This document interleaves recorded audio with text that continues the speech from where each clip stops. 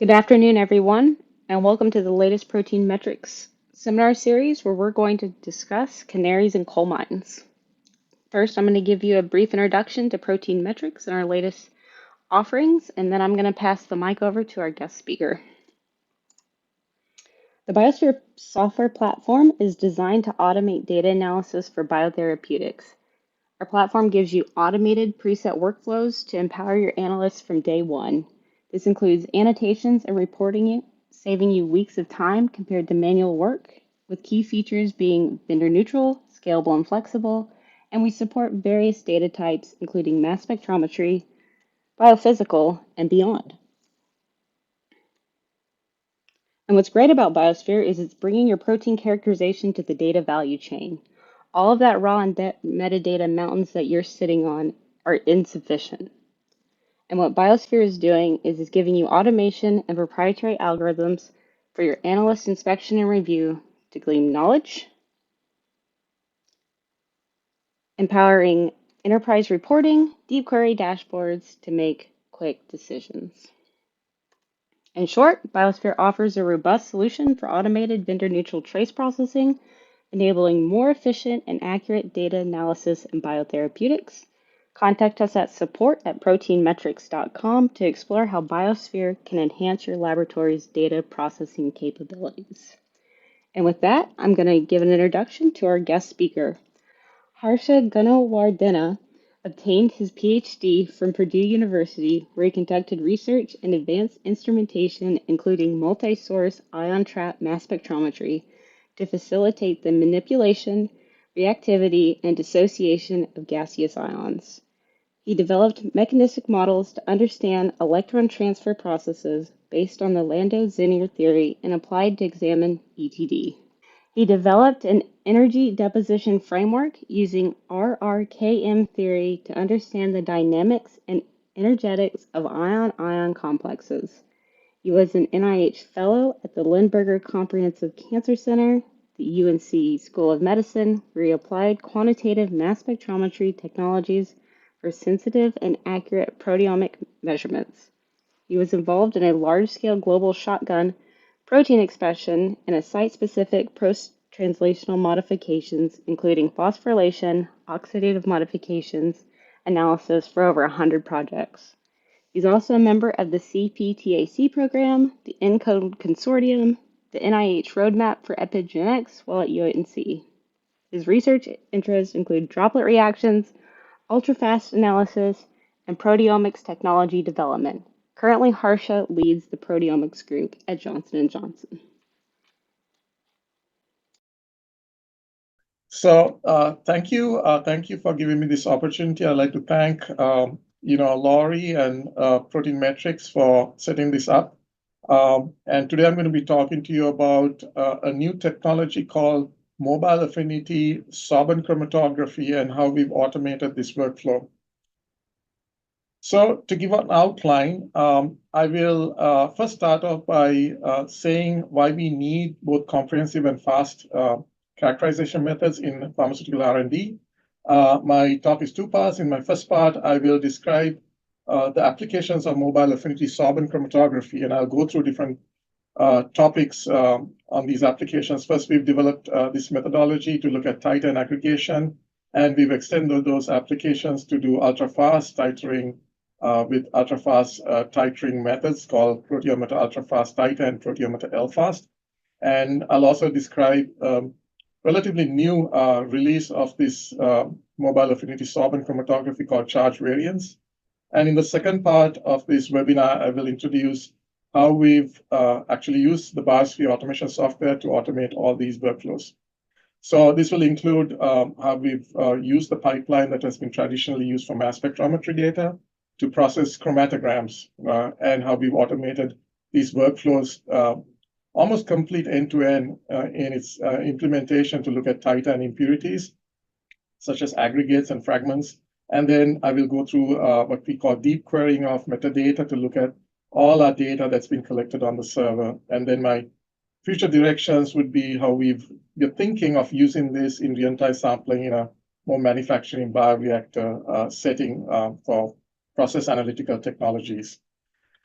So most of us are very familiar in pharma what an antibody is, a monoclonal antibody is. But for those who are not too familiar, monoclonal antibodies been around for the past 30 odd years since its early developments in the early 80s. And there are over 100, I would say about 150 antibodies that are being developed commercially for both therapeutics and both for diagnostics. More recently, there have been these multi-specific antibody formats that are more complex, and this complexity introduces various critical quality attributes that are listed here. Most often, these bispecific antibodies are prone to aggregation, chain mispairing, as well as clipping, which are all problematic. In addition to these critical quality attributes, there could be post-translational modifications, most of which are novel and not seen before. And there could be also various types of small molecular drugs or even oligonucleotides that have been attached to these antibodies. And these are the conjugates. And all these different forms really are called proteoforms. And this large number of proteoforms increases the complexity of our analytical methods. So we believe that this complexity can be resolved by new technologies. Technologies can actually deconvolute these complexities. And we believe that this technology that I'm going to introduce, which is the Mobile Affinity Sorbent Chromatography, which is also called the Proteometer, is a column-based method that can separate these various proteoforms and do it quite efficiently and quite quantitatively. Just to give you where this could be applied, it could be applied throughout the entire R&D pipeline from discovery to development. And I'm just showing you the various stages of discovery and development in an R&D setting. So what's shown in blue are the discovery stages of the pipeline, and what's in red is development. We kind of sit right in between them in our department, which is called Cell Engineering and Analytical Sciences, that actually nominates the cell line. So we've used this technology in early stages, like lead selections, where we're looking for different types of antibodies, and there's a whole number of different antibodies that we've applied this to. In antibody engineering, we've also looked at these during clone selection, where we are picking of the clone for a given antibody. And we want to actually measure these attributes. And we hope that this can be also used in late stage development, which is once it gets past our department, it goes into manufacturing. So whatever stage it can be used, we believe that analytical cannot be the bottleneck. And we believe strongly that this proteometer technology can come in quite useful to look at critical quality attributes. So how do we increase both speed and characterization is to automate these workflows. Here I'm showing the automation workflow that we've implemented for mass spectrometry data using protein metrics biosphere software. So we've started with gene data biologics, where data is actually aggregated in number 8. And actually it can go through a LIMS system, or it can go, the information can be passed on to robotic sample preparation directly from gene data. So gene data is where requesters come in and make their requests, and requests can be in plate format, and these plates are then subjected to robotic sample preparation as shown here in this video. We've actually published on this work a couple of years ago to analyze samples using mass spectrometry. This can also be implemented in a format where we don't have a way to interface these robotic platforms with mass spectrometry, but we could use these mobile robots to do distributed robotics, which means there are different automation platforms distributed. And these mobile robots will carry samples from this sample prep station to another automation system, which we are listing here as number 3, is our proteometer automation, where we believe that the proteometer can pick up these samples and do the processing. So once these samples are processed using this proteometer, the data is stored on a server, which is number 4. The data server consists of data that comes off this, the readout that comes out of this assay, which is the chromatographic traces. And also it could be coupled with a mass spectrometry assay, and that will bring the mass spec data here. But this is the first instance where you're using non-mass spectrometry data to process using this pipeline. So in this instance, we didn't use any mass spectrometry. And in addition to this actual data that's being collected through the system, we have metadata. Metadata is data about the data that comes from actually how we prepared the samples on these plates. So this includes the barcode of the plate and how the samples are spotted on the plate, which I'll get into later on. So once this data is already on the server, which most often is on the cloud itself, a watcher watches these, and when the data is completed, it will automatically use appropriate workflow to sweep this data to the automation module that will process the data in number 5. And then it goes through various stages of analysis, and then that information is then reported back to the analyst who will analyze the data, which is number 6. And this stage is where the end users get involved with the data and intimately interact to refine the analysis. And then once the data is consumed by the end users, they can be reported back to Gene Data and archived. So data aggregation happens after the data is reported back to the different users. So this is completely end-to-end, and I will get into the details later on how we're actually using these chromatograms to process non-mass spectrometry data. So what is Mobile Affinity Sorbent Chromatography? And it's known as MASC for short. It is a column-based chromatography system, and I'm showing you here a cross-section of the column. And in most chromatography setups, you have, like, the column is composed of a stationary phase as well as a mobile phase. What's unique about this Mobile Affinity Sorbent Chromatography, it has a third phase, which is affinity phase, which is also mobile. So this affinity phase is made up of an affinity reagent that selectively binds to your monoclonal antibody, and it binds specifically at the Fc region of the antibody, and the binding is stoichiometric. So once the antibody is bound to this affinity reagent, this affinity reagent can be used by having certain properties of this reagent that also can be detected by fluorescence. So there is a fluorophore encoded in a one-to-one stoichiometry with this affinity tag, such that you can make this antibody concentration determination very quantitative. So once bound, they undergo separation in the CV matrix, just like how antibodies separate in a size exclusion chromatography, where the larger complexes, in this case the dimers, elute out first out of the column, and the monomeric species elute out later in the column. And once they're eluted, at the end of the column, you send it through a fluorescence detector where they're detected. What's unique about this selective detection technology is that you can detect antibodies in the presence of thousands of whole cell proteins. And this allows us to do assays where sample preparation or cleanup is not necessary. So there is no protein A purification step of antibodies before doing this analysis. So this is a result that we get, a very nice clean peak from this assay. It's very simple. The simplicity makes it very easy for adoption because what you're measuring is mostly one peak of the monomeric species. And here what we're showing is different concentrations of the monoclonal antibody used to generate a calibration curve. So off of this calibration curve, we can determine titer. So onto the left of this main peak, you see a small peak, and this smaller peak is the high molecular weight proteoform, which is most likely a dimer in this case. And to the right of this main peak, you see smaller peaks, which could presumably be fragments that are composed of the Fc region of the antibody. And around 7-8 minutes, you see a negative dip in this peak. And this negative dip is the elution of the fluorophore that's unbound to the antibody. And there's some really useful information that you can get from this negative dip, is that the width of this negative dip actually tells the off rate of binding of this reagent with your monoclonal antibody. And the height of this negative dip is usually much less compared to the height of the actual peak of the monoclonal antibody when bound to the fluorophore, which suggests that when the antibody is bound to the fluorophore, there is a fluorescent enhancement.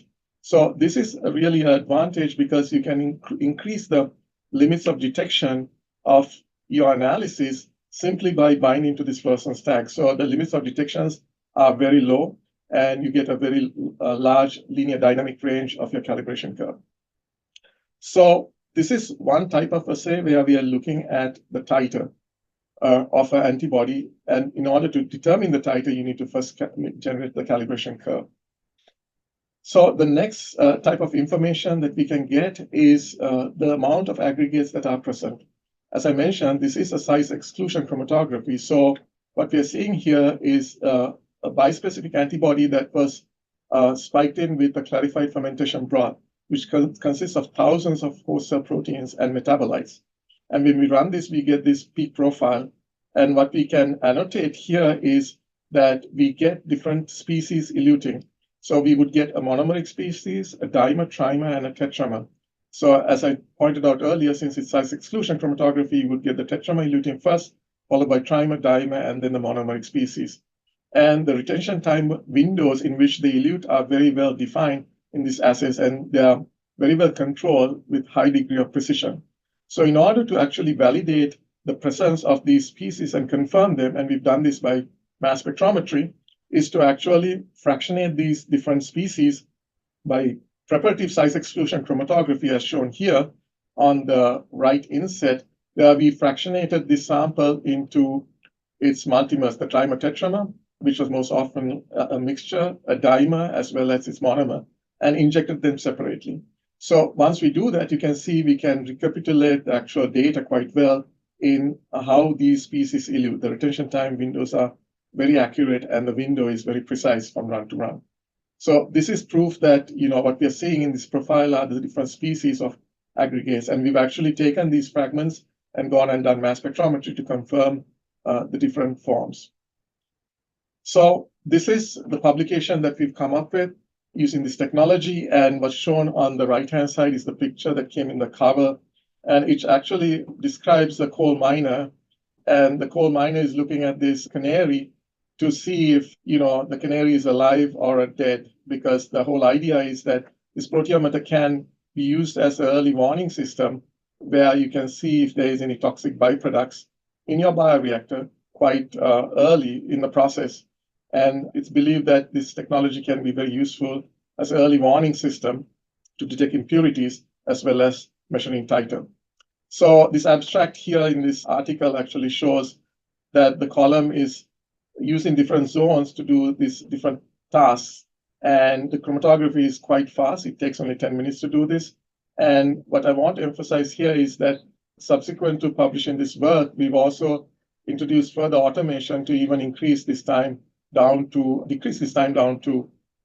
slightly over half a minute to about 2 minutes. And there are two different times here, and I'll describe the two different assays we are using to decrease or cut down time. So this was an experiment where we looked at bispecific antibody in amber bioreactor harvest and different time points. So we had 16 days from day 0 all the way to the harvest, and we looked at the entire mixture without doing any protein A purification. And all we need here is a chromatography setup, which includes HPLC. Here we are using Agilent 1290. You could potentially use any HPLC from any vendor, provided it has a fluorescence detector, because most of these detection methods is based on a fluorophore. And in this case, we're using a single column and a single pump. In some instances, you need two pumps because we can use different reagents to dial in different reagents at different points to do different assays. So these reagents are provided by the vendor, which is Novolytic. The columns are also provided by Novolytic, and the proteoform buffers are provided by the vendor as well. So we've looked at daily time points, and this is the result that we get. And these are overlaid time points of this readout of this assay, is a fluorescence readout. As I pointed out, we see the monomer, dimer, trimer, and the tetramer. And these overlaid chromatograms suggest that over time, the peak areas actually are increasing for the monomeric species as well as the multimeric molecular weight proteoforms. So that's A. And then in B, what we're showing here is the measured or estimated titer off of a calibration curve, which was generated also using purified material of this bispecific antibody. And you get the change in titer over time. And we've done two ways. One is where we've using the purified material to generate this the curve for titer off of the calibration of this antibody. But we've also used purified nest antibody, which is used as a standard to generate calibration curves, and we don't see much of a difference in the titering. In C, what we see here is the plotting of the peak areas of the monomer, dimer, trimer, and the tetramer species. And in D, what we can do is show that as a percentage of the total. And we've done that for the dimer, trimer, tetramer. And then on top of that, we have the summation of all the aggregates, which we call the summed aggregates.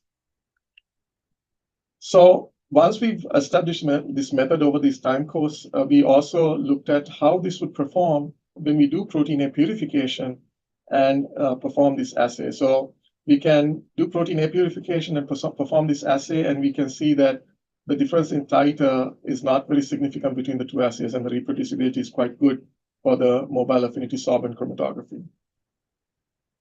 What's also important to note here is when you do protein A purified titer measurements versus the unpurified titer measurements using the proteometer, you see somewhat differences in the aggregate levels.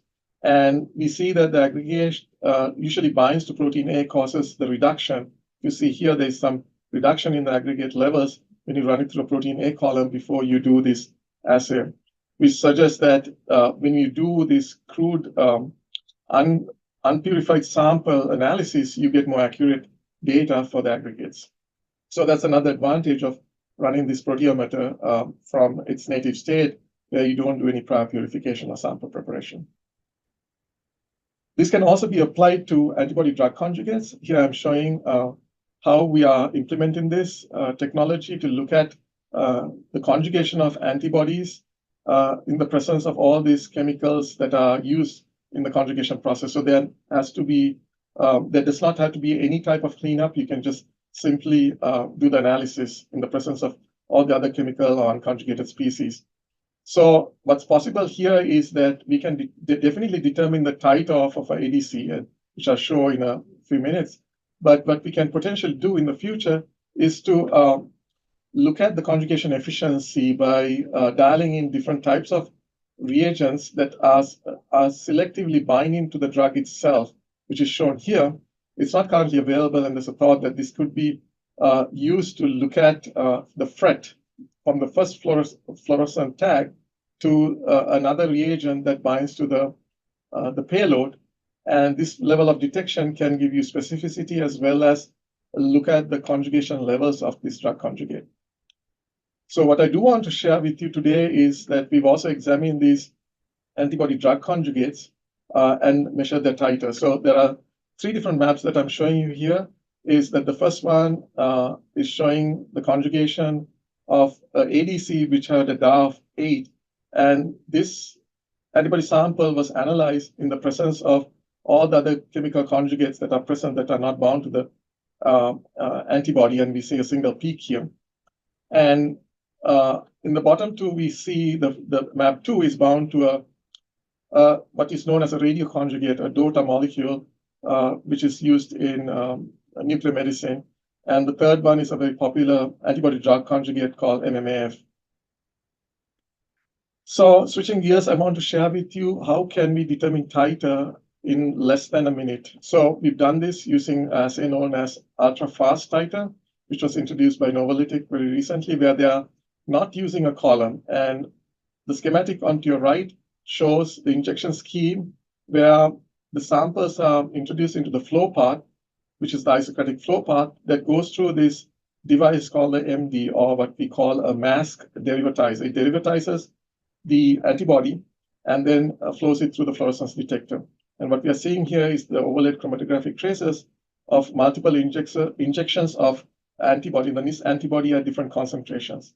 So off of these peak areas, we can generate this calibration curve off of which we can determine the titer, and this can potentially be applied in downstream applications to look at purification efficiencies of your monoclonal antibody and at least measure at line HCP confirmation of your antibodies. So that is really fast, but we were examining, okay, so if you do this ultra-fast titer determination, we lose the aggregate information because there is no chromatography. So in order to circumvent this issue, we developed another fast titer determination method that can also determine the aggregate levels. So we can, kill 2 birds with 1 stone. We can determine both of these critical quality attributes with one assay. So the scheme to your right shows the injection, very similar to the one that we showed with the ultra-fast titer assay, but we are not doing any derivatization. We are doing the separation on the column and binding of the reagents on column and detecting them through the fluorescence detector. The way in which we can do this is we draw the samples and then we do the injection using this injector programming that is available on the Agilent autosampler. So the Agilent autosampler pretreatment option enables us to do this sequential injection of these samples, and that reduces the dead time that is a problem for every injection. So the dead time for each injection is about 3 minutes, but by doing sequential or serial injection of the samples, we avoid that initial dead time. So the chromatogram to your left shows the injection of one sample followed by injection of 3 standards for the calibration curve. So potentially you can inject, these injections can be all the standards that you want to inject to first generate the calibration curve, and then keep injecting the samples. But you may know that there is a limit to which we can do the injections because we see a negative dip in the elution of these fluorescence reagents. So getting quantitation beyond this point in your chromatogram is not going to be feasible for accurate quantitation. So there is a limitation in which you can do this assay, but the advantage here, like I said, is you can determine rapid titer as well as multiple species using this chromatography. So we thought a better way to do this is to include 2 columns with 2 pumps, which I'm showing here. And if we do this, we can do continuous monitoring because there is a separation component that will allow us to detect the aggregates along with determine the titer in this single assay. So this dual columns and dual pump system can be used such that you do the injections serially, but you alternate the runs between the columns using these 2 pumps. And this allowed us to actually run this every 84 seconds. We do an injection, and that accounts for 40 samples an hour, and that would translate to about 1,000 samples per day. We have not run 1,000 samples a day, but that's the number of samples, that's throughput we would achieve if we were to actually keep injecting this. And by doing this, we can determine, impurity species along with the monomeric species, which will allow us to both obtain the titer as well as the aggregate levels. But as you may know, that this intricate valving and having the need to use 2 pumps and 2 columns is still problematic. So Novolytic and us, we actually came up with this scheme where we can actually introduce this fluorescence tag using a second pump. So that's where I said that you can use a second pump in some assays where you're dialing in the reagent, or it could potentially be a different reagent, along with the first pump introducing the first reagent. In this case, the first pump is just flowing isocratic buffer.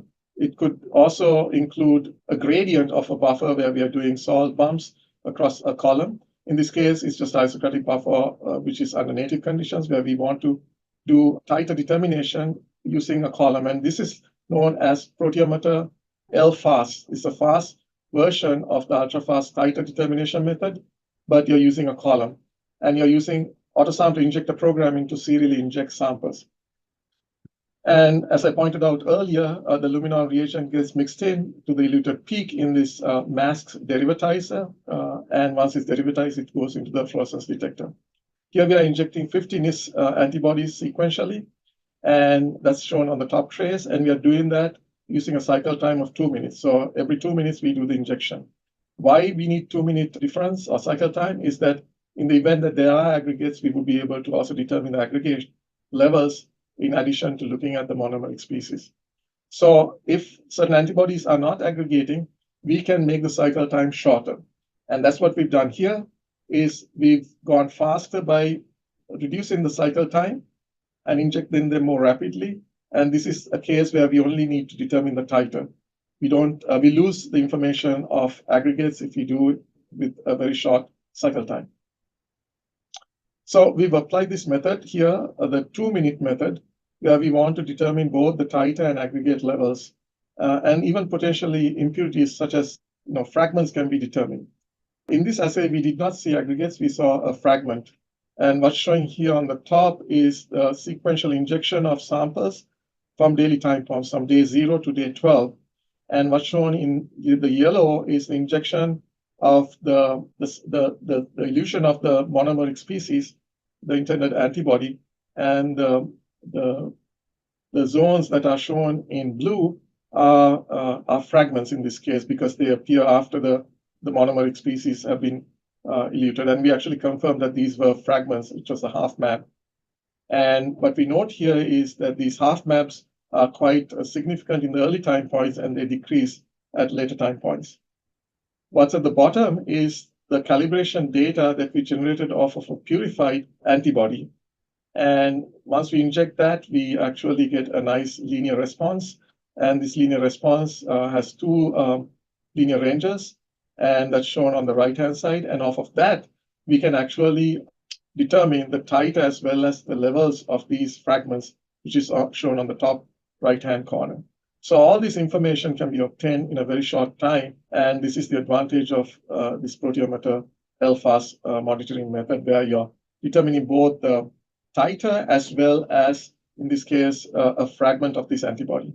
Potentially, it could determine aggregates if these antibodies have aggregates as well. So the third assay I wanted to share with you is a very new assay where now we are using a salt gradient with a cation exchange chromatography, which is known as a proteometer charge variant column. And this assay is known as a proteometer charge variance. And like I've shown before, we are looking at different commercial antibodies that have different levels of charge variance. So the main peak is annotated here in red, and the basic and acidic variants are annotated in these different colors, yellow and green. You can see that these commercial antibodies have different levels of charge variance. In some, they have more basic variants, and in some others, there's more acidic variants like cetuximab.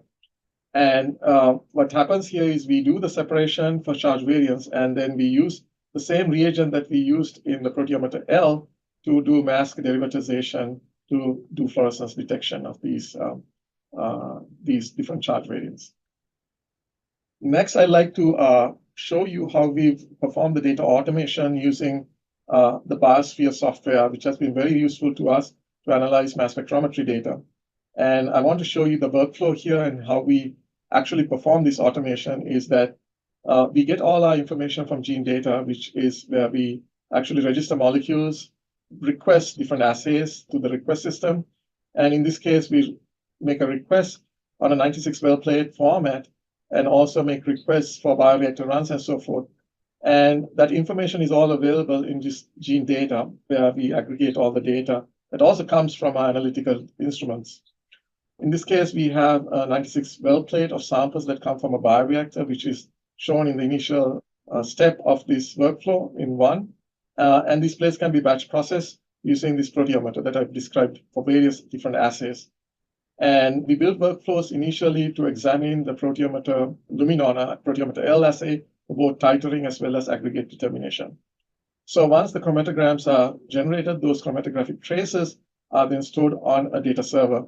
Along with information that comes from gene data is this metadata, which I'll get into more details, and that's critical to describe what's present on this 96 well plate.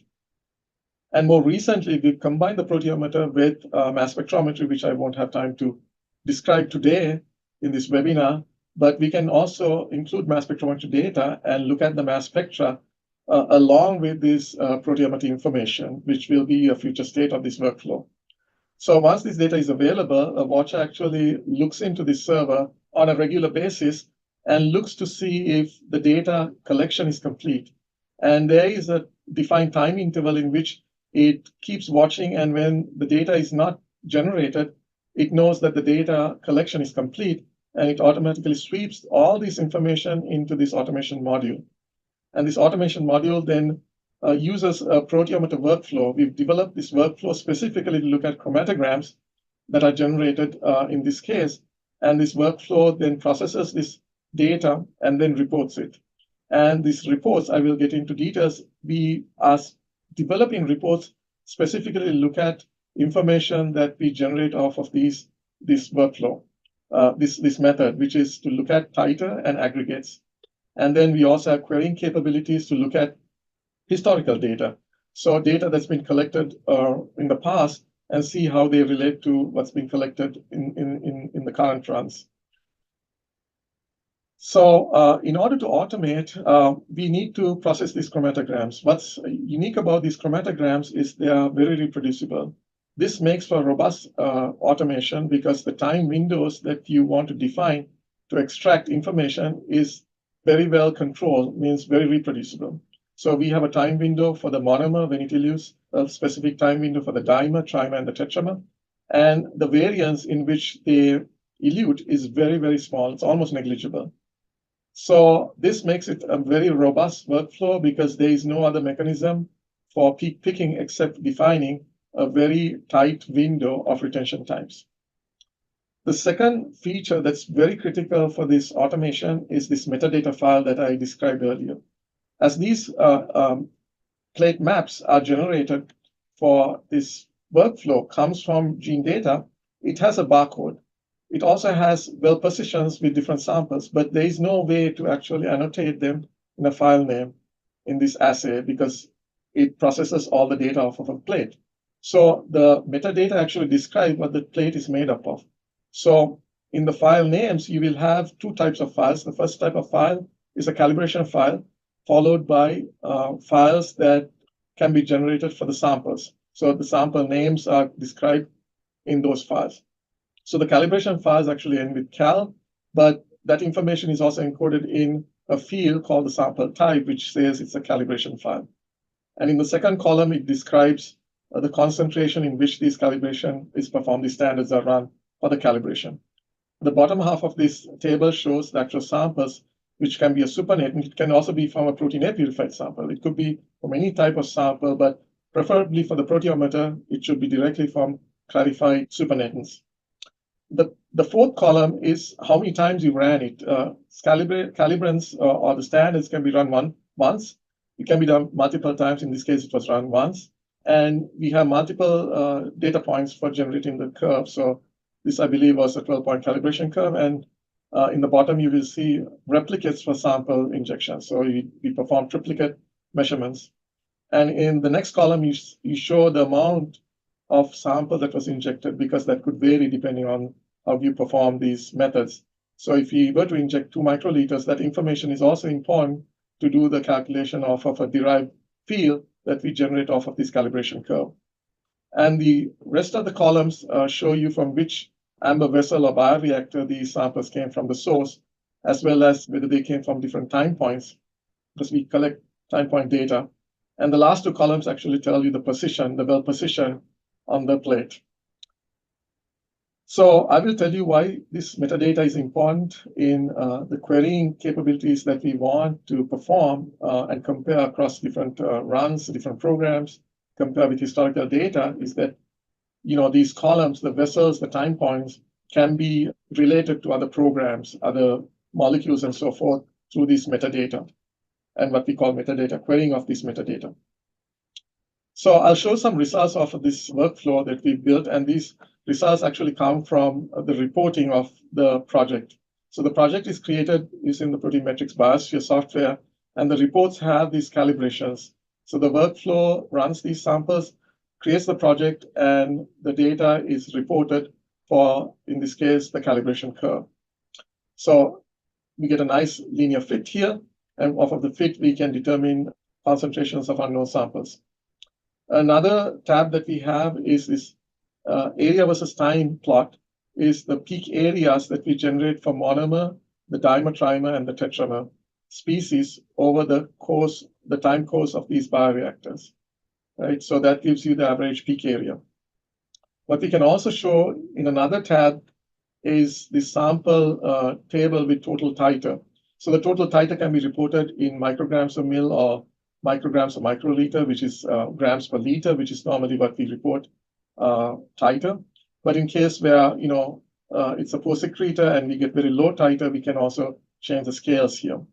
Another piece of information that we get off of this table is we can correct the titer to the trace peak area. What I mean by that, in the event that there are aggregates, we can get an effective titer by actually accounting for aggregates. So we look at what if we remove these aggregates, what would be the titer? So you kind of get the percent titer of the clean or monomeric species, and that is also reported in this table along with other information such as aggregates, which I've shown earlier. Then we can also plot the time and titer. So as a function of time, you can report the titer for, in this case, 2 different bioreactors, and you can do as many as you want, because all these fields are there on this reporting through these pivot tables. You can bring in different fields to show different plots. Here we're showing 2 bioreactor time points. And you may also note that there is these error bars for these replicates, so that information is also captured in these plots. And finally, I want to share with you how we do deep querying using this metadata. So I mentioned these metadata fields that are initially described in this automation module.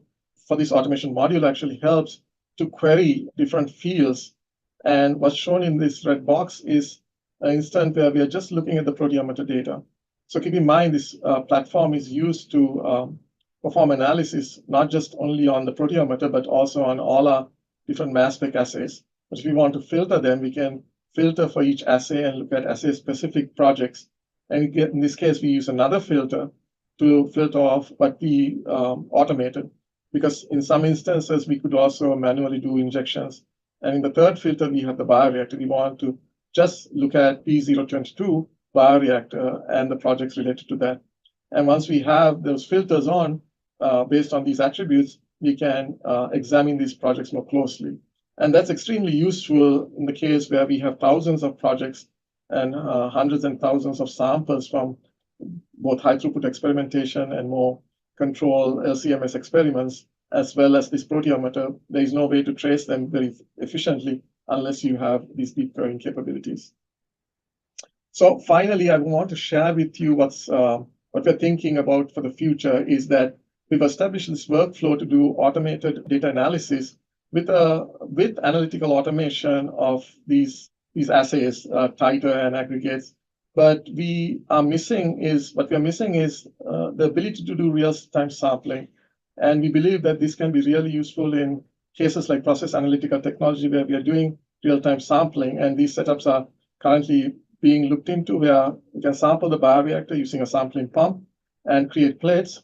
And then once the plates are available, you run this through automation pipeline, which I described quite extensively, to do this analysis. And which I did not get a chance to show you is that all these are happening in the cloud, but we can also, through web browsers, monitor this process through dashboards. And that is something that you will see in the future. And we believe that this can be a very powerful way to do process analytical technology, or PAT. So with that, I hope I was able to convince you that the proteometer is a modality-independent analytical technology. We've used multiple different modalities to examine its utility. Then we've also demonstrated the use of this technology to look at three types of work assays: titer, aggregate, as well as charge variance. And then we've also introduced two different fast titer determination methods in proteometer ultra-fast titer as well as Proteometer-L fast. One where you don't use a column, and in the other one you use a column. And then finally, I gave you my thoughts on how we can use automation to automate this entire analytical workflow using the Biosphere data analysis pipeline, which has traditionally been used for mass spectrometry data, and we're now expanding into non-mass spectrometry data. And I'm just showing you our first use case of its implementation in the analysis workflows that we've implemented on the proteometer. And then in the future, we hope that this can be used for real-time sampling and real-time data analysis applications, such as the one that I showed earlier, where we want to apply this in process analytical technology. So with that, I'd like to thank all the colleagues at Johnson&Johnson, as well as our collaborators, especially Novolytic, for introducing us this wonderful technology, and especially Paul Dreyer and Fred Rinier, who have been instrumental in helping and advising me on many different assays and discussing plans for the future for these workflows. And if not for Protein Metrics, we won't be able to do all these assays in an automated fashion. Thanks to all the folks at Protein Metrics who have been really, really collaborative in these efforts and developing these workflows to enable these workflows to be automated. And also like to thank Agilent Technologies to providing us with new and improved software, as well as instrumentation to perform these assays on the HPLC systems. So with that, I will be happy to take any questions. Thank you. So let me read out the first question, Harsha. Can you show that the quantum yield are the same with both monomer and aggregates? If not, how can you be sure the relative quant is accurate? Yeah, that's a very interesting question. So, so this is a fluorescence-based method, right? And due to the high resolution separations, we are able to separate these components quite well. And in fact, in a pre-fractionation method where we use preparative size exclusion chromatography, we fractionated them, and we were able to quantitatively know how much was there in each of those fractions. So we know the extinction coefficients, and based on that determination, we can actually estimate the amount of aggregate that's there along with the monomer. So we've done those control experiments to show that the quantitation is very accurate. Okay. I know you mentioned talking about process analytical at the end, but we have a question here that's pretty early on. Can it be set up as in-process analytical method so that it can monitor bioreactors, specifically large-scale bioreactor conditions? Yeah, that's an interesting question, and something we've been thinking about, and I kind of alluded to that. It was the end of my talk, is where we are trying to implement this in PAT. It's just an initiative right now, and I'm in conversations with folks who actually do PAT. In terms of extending to large scale bioreactors in manufacturing, I'm not quite sure, but there are lots of challenges in interfacing the analytics with the bioreactors themselves, and the technology is just not mature enough, I think, to really do the sampling. And when the technology is available, I think that's something that we would like to implement in a kind of a manufacturing setting. Okay, thanks. I'll plow on to the remaining questions.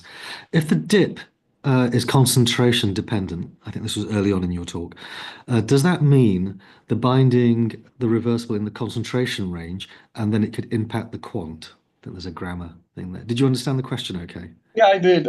So the negative dip is a characteristic of this chromatography is, there is reagents that are in the isocratic buffer, and the elution of those reagents is characterized by the negative absorbance. And that in any way does not affect the quantitation because it elutes much later in the chromatography. So you'd see the protein peak always elutes around 3 minutes, and that negative dip comes around 7, 8 minutes. So it doesn't really affect quantitation, but the only instance where it did affect was our a workflow where we were trying to do serial injections and continuous monitoring, right? And to circumvent that issue, we showed an approach where we are doing the derivatization after the separation has taken place. It's called Proteometer-L fast. And then I also showed where we can use a dual pumping system with 2 columns to do column switching, along with injector programming for serial injection. So that will completely circumvent any issues of these negative dips. Okay. One more question here. Does your kit include the reference to generate a calibration curve? It does not. It comes with like the buffers that are used for generating mobile phase. It has the Luminon reagents and the columns, and also small devices like the MASC derivatizer for the charge variant assay. We have to use a purified antibody to do the calibration, or you can use the NIST antibody. We've tried both, and both of them give pretty much similar results. The slope might change and dependent on the antibody, but the error is quite negligible for titer determination. Okay. How does salt concentration affect the selector ligand binding? Yeah, so these all came from unpurified samples, right? So what we call the supernatants, clarified fermentation broths, they could vary in the amount of salts that they have, and we've not had any we've not had any issues in the separations despite variations in the samples that we've run. So that's something to test to see what the limit is in terms of the sort loads in samples. But in our hands, our experience has been that they've been performing quite reproducibly for different types of samples with different amounts of salts. So they've been doing quite well in our hands. Great. Okay, we've got two more questions. How can you be sure the binding stoichiometry is the same between monomer and aggregates? Yeah, that's a very good question. We believe that that's true because you could theorize that in a monomer, if the affinity is 1:1, and in the dimer it's maybe 1:2, that could somewhat bias the results, right? But I would say that through what we've done, these control experiments, we find that most often, even in the dimer, the stoichiometry remains to be the same because the values that we got off of secondary conformation was the same as the concentration we got, assuming that it was a 1:1 stoichiometry. So it's very stoichiometric, and that ratio has been kind of empirically determined through experiments that we did with purified dimers and purified high-order proteoforms, like even the trimer. We were able to tell that the amounts were quite accurate based on those experiments that we did. Marvelous. And then we'll just finally finish off with one question here. How real-time can this be, even for small scale brackets AMBR 15/250? Can it also be a monitoring tool for later stage purification, UFDF, depth filtration operations?